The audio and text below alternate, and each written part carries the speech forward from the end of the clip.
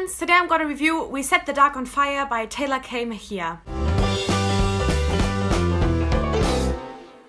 I received an arc of this through Edelweiss in exchange for an honest review, and this book is released on February 26. We Set the Dark on Fire is a YA dystopian fantasy, and all that means in this context is just that this is a dystopian world where we do not have any connections. Like, it's not like the Hunger Games where it's like clear this is the US, but it's just set in a completely new world that is a dystopian society. In this dystopian world, there's two parts kind of separated by a wall, and the part outside that wall is like where super poor people live, and it's just not a very good living conditions. And then inside the wall, there's definitely different classes as well. There's also like poorer people in there, all the way to like super rich, super like powerful people. And so there's definitely people inside it that are kind of frowned upon, but the people outside are barely even seen as people at all. And inside the wall, there is a school where young women go to be trained to be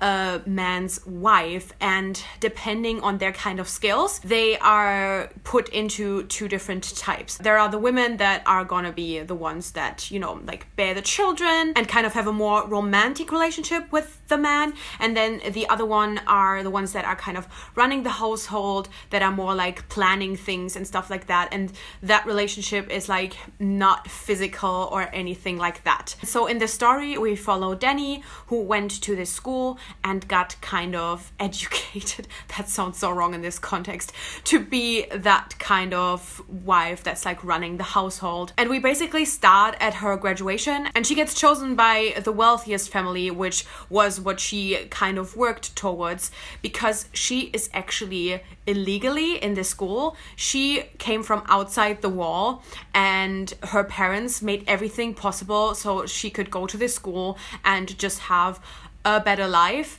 And so she worked really hard to be with the wealthiest family. But then on her graduation night, she also gets approached by someone from a rebellion, and they are asking her to spy for them, and they are definitely putting her under pressure with things. And so there's just a lot of conflict. She doesn't really know what to do. Is she, you know, willing to give up her safety and her good life in order to spy for them? Does she want to help the people and the people that she originally came from?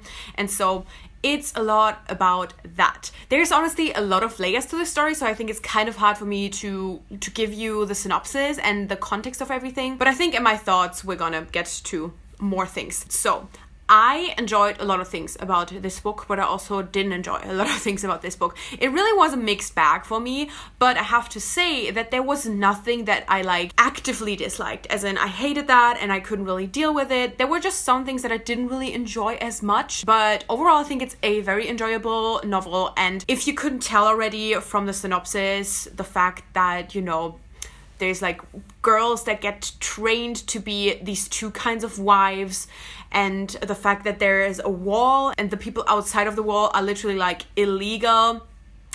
It's very timely. There's a lot of timely things in there, and I know that dystopian is kind of not really a topic anymore, but if you pick up a dystopian, this is definitely the dystopian novel that you should pick up. I think that while the world building was like very interesting, and I definitely liked it overall, I was like intrigued by it, and I think that it was a really good idea, I definitely would have wanted to know more about it.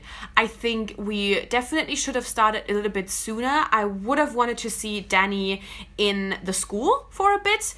I definitely get why this was the way it was. It was very much just about this spy aspect and about the rebellion, but I think just as for an understanding of the world, it would have been better to start a little bit earlier, so we would have seen a little bit of Danny in school. There are like kind of sections of the handbook or whatever at the beginning of every chapter, which I found were very like cool to kind of see all the rules these girls have to follow. But yeah, that was definitely one issue I had a little bit with the world building. And also, we never see what's outside the wall. Like, we know that's where Danny is from, and obviously she thinks about it a little bit and she like compares things a little bit, but we never actually really see it. And I think that also would have helped just to really understand the world, because it's easy to understand what's going on inside with the school and everything, but I would have wanted to see more of what's outside the wall to really understand the rebellion as well. That said, I was not a big fan of the whole rebellion storyline in the beginning. I definitely thought that it got super interesting in the end, and there was just a lot going on, and a lot of things were kind of like just unraveling slowly, and that is when this book really got me and I was really into it. But in the beginning I was kind of like, why? Like, I don't know. It was interesting to see Dany's struggles, definitely, because as I said, she's like thinking, you know, she either could be safe or she could be helping the people, and her kind of finding what she wants, and, you know, if she's like really willing to put her all in to be with the rebellion. All of these things, they were interesting, but the rebellion itself,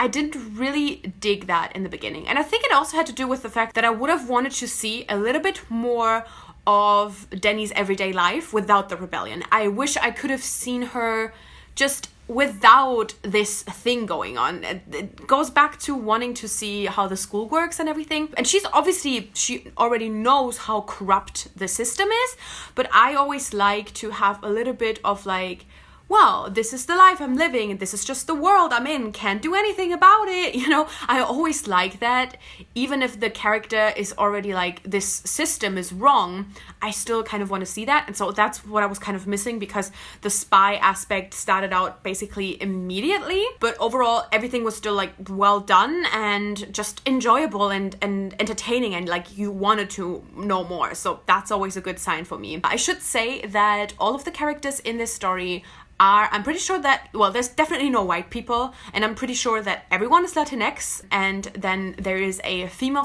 romance in this novel. I would say both characters are exclusively attracted to women. There's no labels in this story, but to me it just very much read like they were both exclusively attracted to women, but I don't know.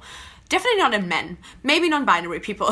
And it definitely gets mentioned that outside the wall, like, that's all a thing. Like, non-binary people are a thing, and then, you know, male-male relationships and female-female relationships, that's definitely mentioned that that's outside the wall, that's no issue. But because inside the wall, it has the system of a husband with 2 wives, that's just not a thing at all.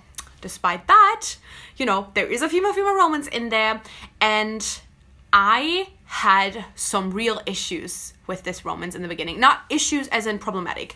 Issues as in the development was lacking a lot for me. So it's an enemies to lovers, or like hate to love. But I don't think it was done well, because the love interest kind of changed camps very quickly. Like, it just kind of happened that they were like, oh, by the way, I haven't really been like this like mean bitch. I'm actually really nice. It came out of nowhere, and there was a reason behind it. Like, she had an explanation for it, but it was very hard for me as a reader to kind of just follow that development, because there was no development. And I thought that it just wasn't very well done. I just really wish that it had been more of a development. It just felt like 180. And I just... even if there is a reason for it, I need more of that development. And that made it very, very hard for me to be invested in the romance in the beginning. I thought there was no chemistry. I thought the feelings came out of nowhere. Genuinely, if I hadn't known it was a female-female romance, and if I hadn't known it was like a hate-to-love romance, then I would have thought there was no romance in it for like the first 30 to 40%, somewhere in there, where we first started getting feelings. I did not see it coming at all. And then it was just all of a sudden there. I just wish the development had been better. Especially because once the romance kind of really started, once we are kind of out of the phase where they kind of are realizing they have feelings for each other, I loved it. I love when they were actually together, when they were spending time together, when they were like talking about their feelings for each other. I loved that so much. Like, the romance in itself was beautiful, so well done, so wonderful, but just the path towards that romance I really didn't like. It could have been perfect, is what I'm saying, if there had been a little bit of a better development for it. And that is basically my thoughts on this novel. These were kind of the things that stood out to me. It's always hard, you know, because obviously this is like a hard world to talk about, as it's like, you know, women are so oppressed and the poor are so oppressed. It's not like this has a lot of enjoyable elements, but still it was somehow enjoyable. So I really like that. I think that is the line that a dystopian kind of has to have, to be an entertaining story while still carrying like this super important message. And I think this was also a novel where it was pulled off in a way where it's like, you read this and you're like, gosh, that's so bad. Like, this world is just horrible. But at the same time, you're also not doubting at all that this is a world that could actually happen like that. I think that's another really important aspect about dystopian novels. Reading it, I did not for a second doubt that this is an actual world that could happen. So yeah, there were just really a lot of things that I liked, a lot of things that I enjoyed, definitely things that I found entertaining, definitely things that I found myself invested in, especially in the end. And I also think this is going to be a duology, and I think it ended in a way where, even though during the novel I was sometimes not sure I would want to read the sequel, with the ending, I definitely do think I want to read the sequel. So that's also always a good sign. Honestly, that's really all I can give you, and now I'm just gonna leave you with my thoughts, and you can decide if you think you're, you know, interested in picking it up or not. I cannot give you like a I would definitely recommend this book to everyone kind of recommendation. I just didn't love it enough to do that. And I also think it is not going to be for everyone, but I also at the same time think it is an incredibly important read. As I said, I think it's very timely. I think if you're interested, it is definitely a novel you should pick up. I think that it is just good with its representation and everything. This also had a scene with female masturbation in it, which I always like to point out because I think it's so important to have female masturbation in YA, and it's still so rare that I think it's very important for me to mention that. And yeah, just in general, this book just did a lot of good things. So I definitely would recommend it if you're interested, because it does a lot of good things. But I also don't think that this is like the best novel ever. I think it has good things in there, but also not so good things in there. So yeah, that's all of my thoughts on We Set the Dark on Fire. I feel like a little bit all over the place, but let me know if you've already read it, what you thought about it. Did you like it? Did you not like it? Just some of your thoughts, agree, disagree. And if you have not yet read it, are you excited for its release? But yeah, I make new videos every Wednesday and Sunday with occasional reviews on Friday, so click subscribe to never miss anything and hit the little bell so you get notified as well. And thank you so much for watching. I guess I'll see you soon. Bye!